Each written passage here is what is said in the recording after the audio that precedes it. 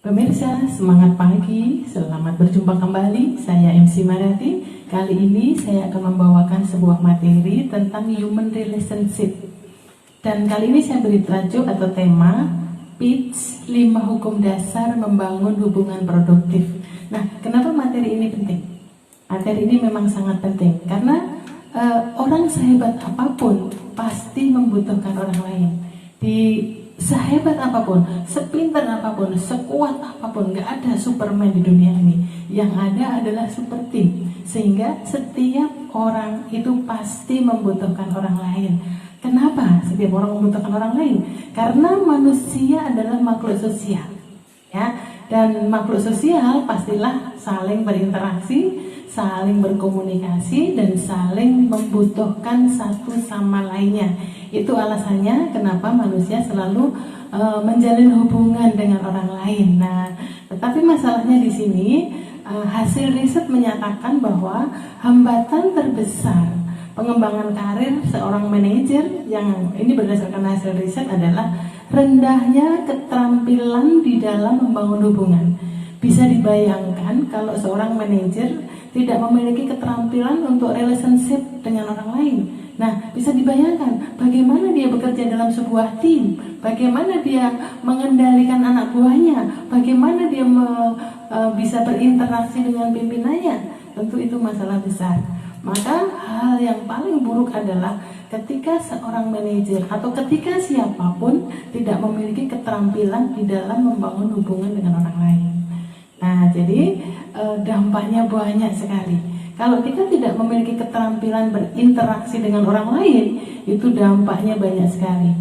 Gagal di dalam banyak hal, gagal di dalam membangun kerjasama, gagal di dalam membangun karir, kemudian membangun tim pun juga mungkin tidak optimal. Kalau sepertinya tim berjalan dengan baik, sepertinya, tetapi tidak optimal. Karena ketika hubungan itu baik, itu tim itu menjadi sangat produktif.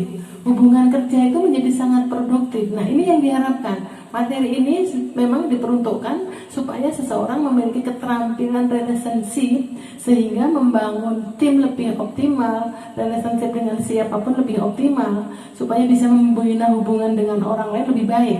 Karena kalau enggak, yang terjadi adalah gagal, dan itu sangat tidak menyenangkan. Padahal keterampilan relationship atau human relationship itu sesuatu yang bisa dilatih, yang itu sebetulnya tidak sulit. Kalau kita mau mempelajari, kita tahu caranya, itu tidak sulit. Nah, ciri-ciri orang memiliki hubungan baik itu seperti apa, ya? Yang pertama adalah fokus pada tujuan jangka panjang. Hubungan baik itu adalah ketika memiliki tujuan jangka panjang, bukan tujuan jangka pendek. Karena itu tujuan jangka panjang berarti memberikan manfaat yang berkelanjutan dan seterusnya, begitu ya. Bukan sekedar menjalin hubungan, mendapatkan manfaat, selesai, bukan begitu. Nah, karena menjalin hubungan untuk jangka panjang, fokus jangka panjang, makanya mesti punya strategi yang baik. Nah, yang kedua, ciri-ciri hubungan baik adalah saling berkembang. Tidak hanya satu orang saja yang berkembang, tapi keduanya saling berkembang sehingga bertumbuh menjadi lebih baik. Nah, itu ciri-ciri kalau hubungan itu baik, ya, tidak sepihak, tidak menguntungkan sepihak. Dan ciri-ciri hubungan baik yang lain adalah saling mendapatkan manfaat, satu sama lain mendapatkan manfaat, ya. Jadi tidak merugikan sepihak, tapi hubungan produktif itu ditandai dengan saling mendapatkan manfaat kedua belah pihak. Itu ciri yang ketiga. Kemudian ciri berikutnya adalah kalau hubungan itu dikatakan baik, hubungan itu dikatakan produktif, pastilah hubungan itu saling menginspirasi satu sama lain, saling memberikan ide-ide terbaik satu sama lain untuk kebersamaan, untuk sebuah timnya, untuk hubungannya, sehingga menjadi produktif satu sama lain. Karena energinya banyak, dari kedua belah pihak saling memberikan inspirasi, sehingga ini yang disebut dengan hubungan produktif. Ciri hubungan baik yang lain, hubungan yang produktif yang lain adalah pasti dong meningkatkan produktivitas. Jadi ditandai dengan produktivitas semakin baik. Kalau adanya relationship, hubungan dengan orang lain, hubungan dengan pihak lain, tetapi tidak meningkatkan produktivitas, berarti ada sesuatu yang salah. pasti ada sesuatu yang mesti dikoreksi kembali. Apa yang membuat hubungan itu tidak produktif? Nah, jadi koreksi kembali, karena hubungan yang baik mestinya adalah hubungan yang saling meningkatkan produktivitas, gitu ya. Kemudian yang berikutnya, ciri-ciri hubungan yang baik adalah seimbang dan saling mendukung, ya. Satu sama lain saling mendukung. Nggak fair kalau yang satu selalu mendukung yang lain untuk maju, sementara yang satu tidak berkontribusi sama sekali pada partnernya, gitu ya. Itu sama sekali nggak fair. Jadi hubungan yang baik adalah saling memberikan dukungan secara seimbang, ya. Seimbang bukan berarti sama, tapi porsinya masing-masing, tergantung dari apa bentuk hubungan itu. Nah, kemudian yang terakhir di dalam hal ini, walaupun sebetulnya banyak, ciri-ciri hubungan baik adalah pasti adanya sinergi. Nah, sinergi itu ketika dia bekerja sendirian, dia mendapatkan 5, katakan begitu. Kalau pihak lain mendapatkan 5 juga, berarti kalau di sinergi berarti bukan ditambahkan menjadi 10, tetapi menjadi 15 atau 20. Jadi ada kelipatan, ada kelebihan kelipatan, tidak sekedar menambahkan. Nah, itu yang disebut dengan sinergi. Hubungan yang baik adalah menimbulkan sebuah sinergi. Nah, dengan sinergi tentu itu yang disebut dengan hubungan itu makin hari makin produktif, makin lama makin baik. Dan hubungan yang seperti inilah yang menyenangkan. Hubungan yang seperti inilah yang mesti dibangun.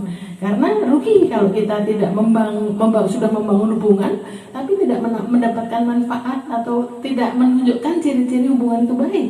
Nah, kalau terjadi demikian, mau nggak mau mesti dilihat kembali apa yang mesti diperbaiki, apa yang harus diperbaiki dari hubungan relationship tersebut. Nah, itu dia, ya.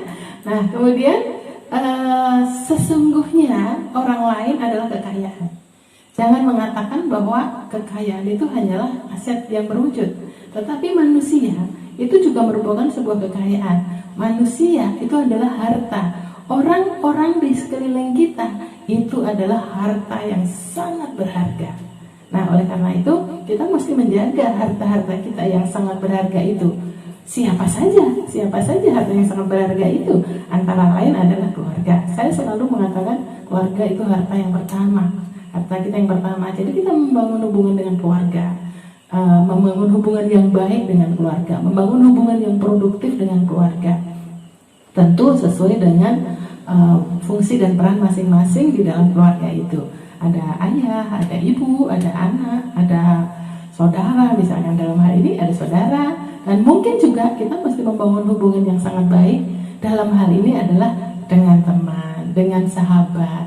Karena teman dan sahabat itu juga kekayaan kita. Suatu saat kita membutuhkan mereka, kita membutuhkan teman, kita membutuhkan sahabat. Sudah bertahun-tahun kita nggak ketemu, tapi kita tetap menjaga hubungan baik walaupun nggak ketemu. Kita saling komunikasi. Nah, itu namanya kita juga menjaga harta kita. Dalam hal ini adalah bisa keluarga, bisa saudara, bisa teman, bisa sahabat. Nah, kemudian harta yang sangat berharga yang lain itu adalah bisa di lingkungan kerja kita, yaitu relasi kita, relasi bisnis kita, relasi kerja kita. Kemudian mungkin juga di dalam suatu organisasi itu tim kerja kita di dalam organisasi itu bisa peer kita, bisa bawahan kita, bisa juga pimpinan kita. Nah, kita harus menjaga ini. Nah, kita harus menjaga hubungan baik di dalam lingkungan kerja kita. Coba bayangkan di dalam dunia kerja, ya, di dalam dunia kerja itu kita itu lama loh di sana. Kalau kita pikirkan waktu kita semuanya ada 24 jam. Saya katakan waktu tidur 8 jam. Waktu terjaga kita 16 jam. Dari 16 jam waktu terjaga itu, hampir porsi terbesar itu ada di lingkungan kerja. Nah, jadi hati-hati. Kalau lingkungan terbesar kita ada di lingkungan kerja, waktu terbesar kita maksud saya, kalau waktu terbesar kita ada di dalam lingkungan kerja, maka tidak bahagia di lingkungan kerja itu rugi banget, rugi besar. Nah, maka menjaga hubungan baik di dalam lingkungan kerja juga dalam rangka selain produktif juga supaya kita merasakan kebahagiaan di dalam lingkungan kerja kita. Jadi kerja itu nyaman dan pasti ada hubungannya. Kalau kita memiliki hubungan baik, kerja kita juga produktif, itu pasti, ya. Karena ketika hubungan itu buruk di kantor, hubungan itu buruk di lingkungan kerja, itu capeknya luar biasa. kita nggak nyaman gitu ya. Jadi bagaimana menjaga hubungan baik di lingkungan kerja, tujuannya adalah supaya kita lebih bahagia. Dengan adanya kebahagiaan karena memiliki kualitas hubungan yang baik, maka kerja kita pasti lebih produktif. Nah itu tadi ya. Nah sekarang berikutnya, harta berharga yang tidak terduga. Nah coba tebak, siapa mereka? Ternyata kita masih punya harta yang sebetulnya berharga, tapi kita nggak pernah sadar bahwa mereka itu sangat berharga juga bagi kita. Contohnya apa saja misalnya? Misalnya orang-orang yang nyebelin banget, orang-orang yang sepertinya tidak penting bagi kita, orang-orang yang sepertinya tidak punya dampak pada kehidupan kita. Ternyata kadang-kadang orang itu juga harta loh. Atau mungkin nggak sadar orang yang memusuhi kita, orang yang benci sama kita. Nah ternyata di mana kita bisa memandang itu sebagai harta? Nah ternyata saya punya cerita nih ya. Jadi saya pernah di sebuah tim kerja, itu ada satu orang yang sangat tidak menyenangkan, sukanya mengeluh, sukanya ngomong, yang mengeluh terus menerus. Jadi kalau kita sekali mengeluh, 2 kali mengeluh, 3 kali mengeluh masih oke. Tapi kalau selalu mengeluh itu sudah menyebalkan. Nah teman saya ini juga termasuk orang yang suka mengeluh, banyak ceritanya jelek-jelek dan cerita. Kalau nggak mengeluh, biasanya dia cerita sombong yang besar-besar gitu. Nah orang satu ini, saya nggak sebut nama, orang satu ini tidak disukai banyak orang. Ketika dia datang kepada temannya, pasti temannya akan pergi dengan berbagai alasan. Nah ternyata hanya saya yang selama ini siap mendengarkan. Nah selama itu ya, itu ceritanya sudah masa lalu. Saya sering mendengarkan, tapi saya cukup bijak dalam hal ini adalah saya asertif. Kalau saya memang tidak bisa mendengarkan, saya katakan dengan baik, maaf ya, kita ngobrolnya nanti aja karena saya sedang mempersiapkan ini. Dan saya ngomong dan dia oke-oke aja. Nah, tapi saya tidak meninggalkan dia begitu saja. Nah, akhirnya memang orang ini bermasalah, keluar dari tim, keluar dari kantor saya.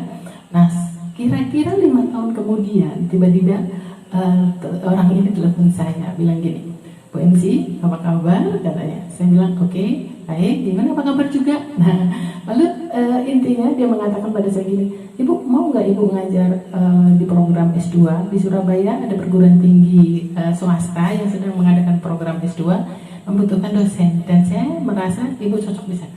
Nah, saat itu juga saya berpikir, memang akhirnya saya mengajar. Itu pertama kali saya mengajar program S2. Dan sejak saat itu saya menjadi dosen terbang ke sana kemari, ke sana kemari. Dari siapa? Dari orang yang ditinggalkan banyak orang. Nah, jadi itu ya. Itu harta yang tidak terduga. Jadi jangan sepelekan orang. Orang itu seperti apapun, mungkin dia marginal. Jangan sepelekan orang. Menurut Anda, menurut pandangan mata orang itu tidak penting.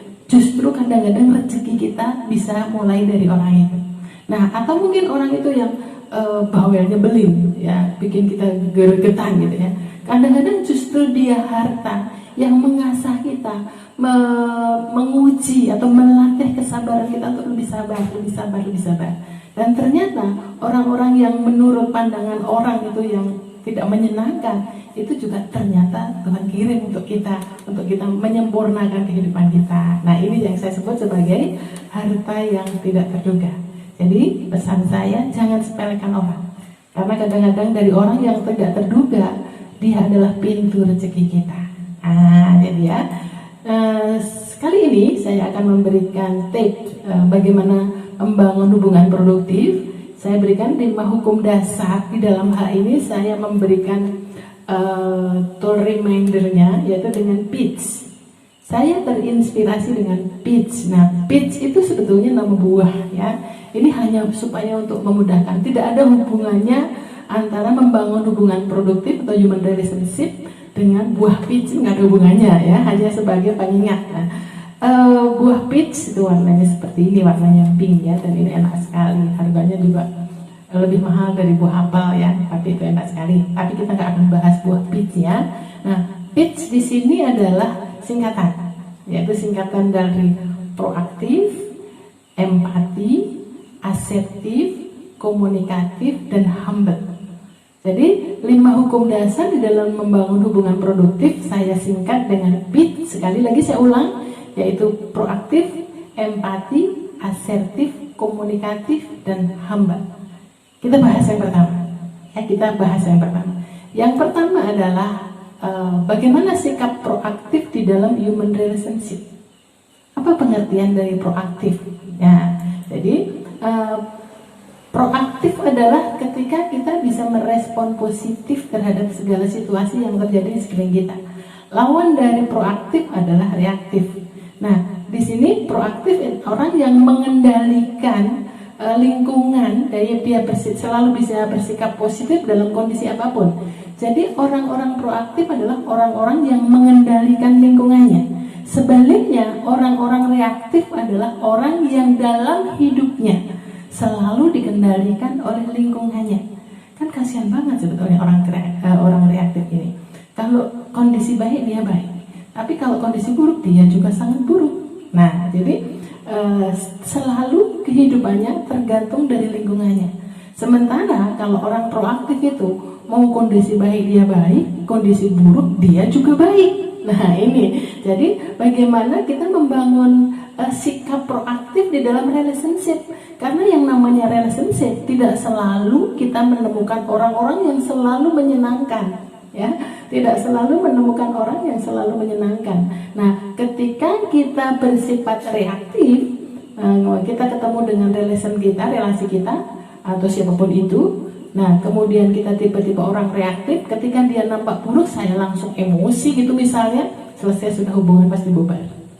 Nah, orang-orang proaktif adalah orang-orang yang mampu mempertahankan hubungan baik.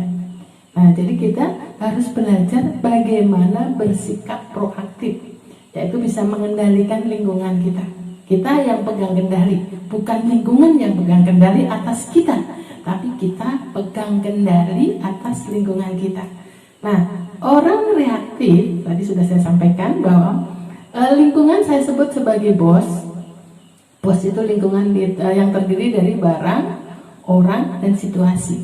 Jadi lingkungan kita sesuatu yang men-trigger sikap kita, mau proaktif atau reaktif tadi ya, yang men-trigger kita adalah bos. Bos itu adalah barang, orang, atau situasi. Siapa yang mengganggu kita? Yang mengganggu, yang nampak buruk mengganggu perasaan kita? Apakah itu karena yang berhubungan dengan materi, berhubungan dengan uang, itu masuk ke barang? Atau orang, sikap orang yang tidak menyenangkan yang membuat kita mesti bereaksi? Atau bisa juga situasi buruk. Situasi buruk kadang-kadang juga menimbulkan respon. Nah, kalau orang reaktif, itu lingkungan saya sebut sebagai bos. Bos baik, perasaannya baik, tindakannya juga baik. Tetapi sebaliknya, kalau lingkungannya buruk, bos buruk, perasaannya buruk, tindakannya juga buruk. Nah, ini orang reaktif karena tindakan dia akan ditentukan oleh lingkungannya. Nah, kasihan kan orang-orang seperti ini, sebetulnya hidupnya tidak nyaman. Hidupnya tidak nyaman sekali.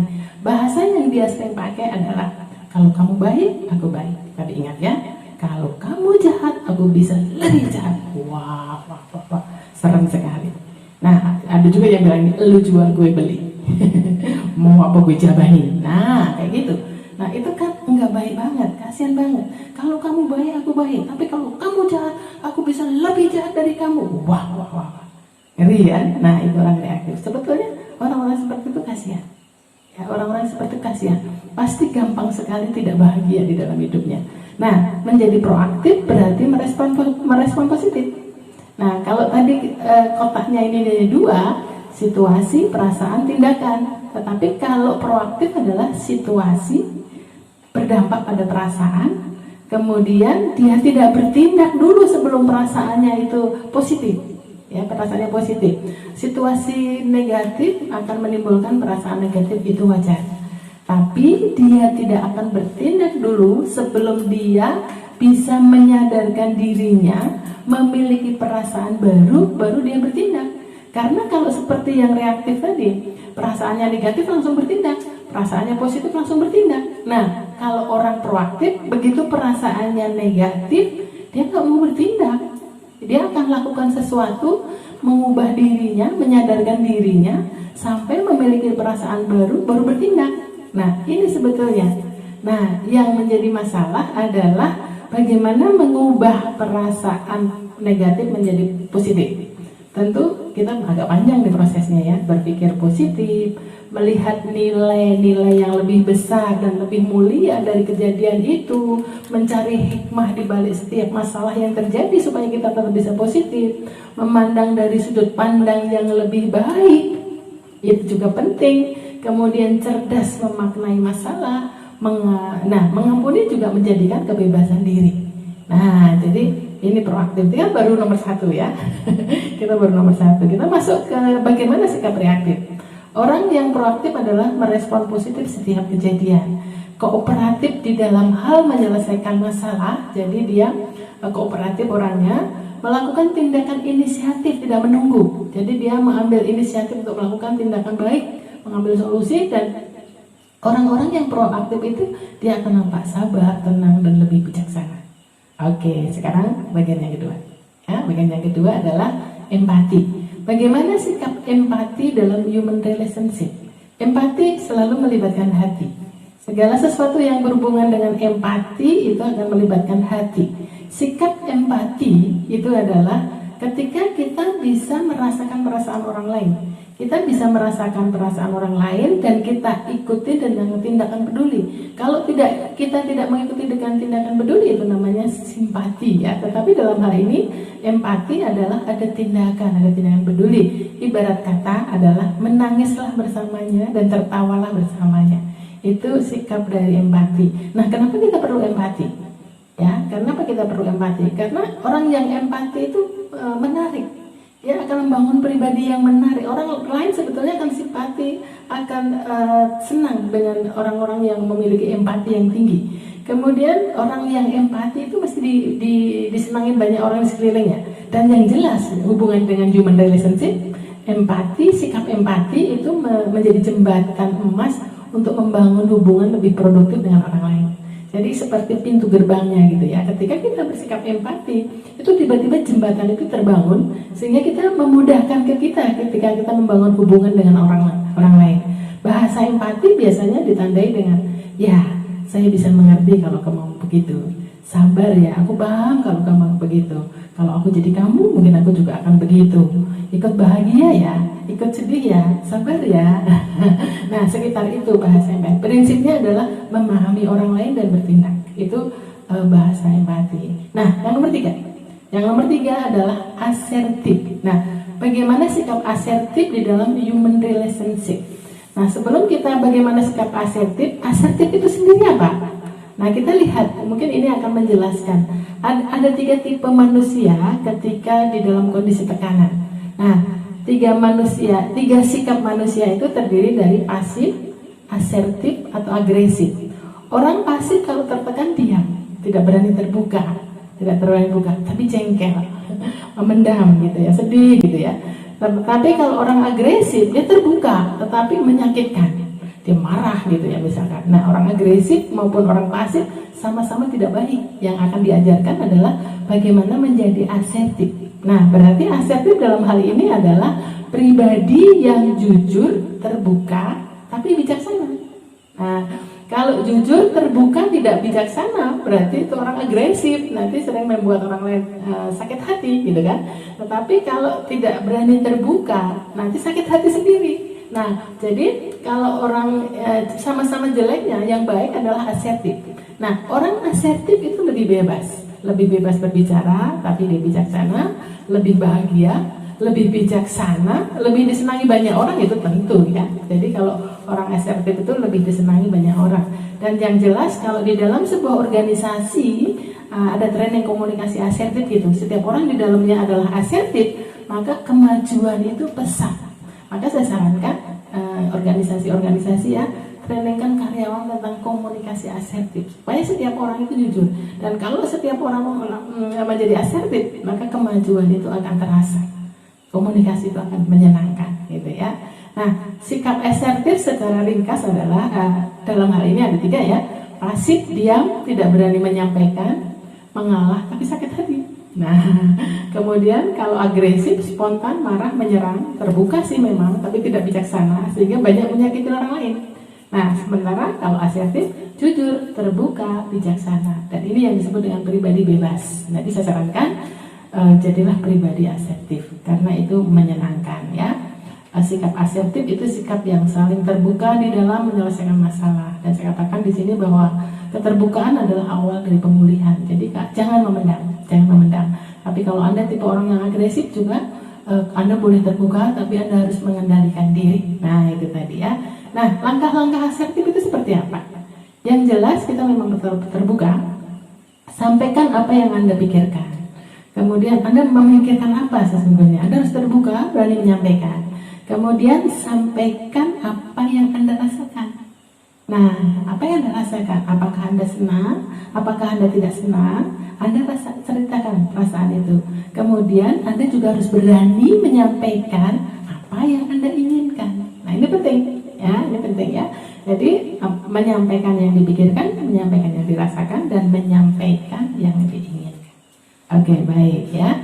Sekarang langkah yang keempat. Ya, langkah yang keempat yaitu komunikatif. Di dalam human relationship, komunikatif itu seperti apa? Komunikasi itu penting. Roh dari membangun hubungan adalah komunikasi yang baik. Jadi syarat hubungan itu baik adalah komunikasinya juga baik. Nah, bagaimana menjadi pribadi yang disukai ketika kita membangun relationship? Yang pasti adalah fokuslah pada mereka, pada klien kita, pada orang lain itu. Jangan fokus pada kita sendiri. Itu rahasianya supaya kita menjadi pribadi yang disukai. Nah, komunikasi agar menjadi pribadi yang disukai, yang pertama adalah Anda mesti jadi orang itu jujur, ya. Jujur, respect itu saling menghormati, kemudian ramah pasti karena itu akan membangun suasana yang menyenangkan, dan sopan. Karena Anda sudah jujur, respect, tapi Anda nggak sopan, sama saja Anda tidak disenangi banyak orang, ya. Kemudian orang paling senang loh kalau disebut namanya. Jadi saya juga senang kalau ada Wensi apa kabar. Nah saya rasanya nyes gitu. Nama saya disebut ya. Jadi sebut namanya ya, sebut namanya karena itu akan menyenangkan. Kemudian apresiasi kelebihannya, tapi jangan bohong, tapi jangan lip service. Anda bisa melihat, iya sekarang langsing sekali, wah senang sekali. Jangan sampai Anda melihat teman Anda udah lama nggak ketemu tuh gendut sekali langsung bilang, kok sekarang langsing ya. Itu sama dengan tidak jujur dan itu menyakiti. Jadi apresiasilah kelebihannya. Kemudian jadilah pendengar yang baik, karena menjadi pendengar yang baik itu akan disenangi banyak orang ya. Kemudian buat orang lain merasa penting ya. Jadi orang akan senang bergaul dengan kita kalau kita menganggap dia penting. Dia merasa ada kebutuhan yang luar biasa untuk tetap bertemu dengan kita ya, karena harga dirinya terangkat. Kemudian untuk menjadi menarik, berbicara mengenai minatnya, hobinya. Orang paling senang bicara mengenai hobinya. Nah, mengenai minatnya, kita bisa berjam-jam ngomong dengan orang lain karena kita fokus pada dia. Tapi coba ketika kita sedang ngomongin hobinya dia, minatnya dia, langsung Anda pindahkan sesuatu yang di luar itu, pasti nggak lama lagi, oke, kita ketemu lagi kapan-kapan ya. Nah, begitu ya. Jadi jangan lupa untuk membicarakan minatnya, hobinya, berarti mesti mengenalnya. Yang terakhir, yang kelima ya, yaitu humble atau rendah hati. Bagaimana sikap humble atau rendah hati di dalam human relationship? Nah, ternyata nih ya, orang yang rendah hati dalam berucap dan bijaksana dalam mendengar itu banyak dicintai oleh orang-orang di sekelilingnya. Orang rendah hati lawannya adalah orang tinggi hati atau sombong. Nah, orang-orang yang rendah hati ini sungguh-sungguh menyenangkan, sungguh-sungguh mengagumkan. Saya senang ya filosofi padi.